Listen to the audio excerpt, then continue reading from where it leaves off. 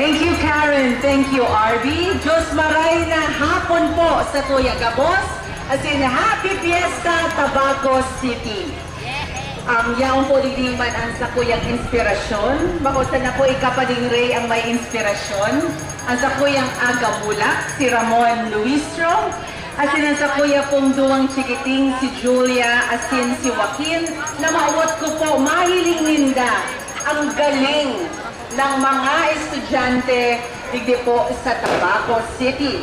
Yaong nga po digdi ang tugang kan sa kuyang ama na si Antinini Sevilla. Kaya ba man po ang mga staff ni sa Kongreso, staff ni Congressman Ed Silagman, dahil di po nakaabot si Papa, pero mauot niya nang sa iya pong mga pag-iriba sa opisina, mahiling asin ma-witness firsthand ang kaugmahan kan sa tuyang festival asin kapiestahan ni San Juan Bautista.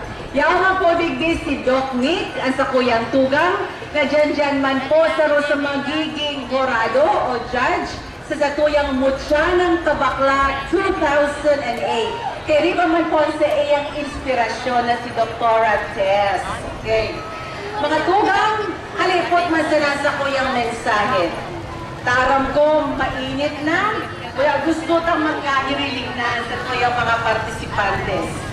Enot sa Gabos, bilang sarong ina ko, RB, maugmahon akong marhay. Tanahiling ko ang sa kuyang mga aki na maugma. Nahiling ko may tunay na pagkarabang-tabang sila. As in may tunay na pagkamuot. Because that is what festivals are all about. It's really about sharing one's talents with each other and bringing forth the love within our hearts to show to the whole world that indeed, dito po sa syudad din pagkamuot, may tunay na pagkamuot kita sa Lambang Saro.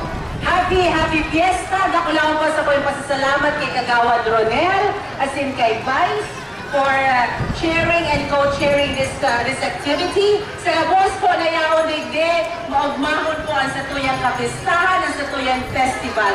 Gay kung maubos maisip ang kaswertihan na idinaos sa tuya.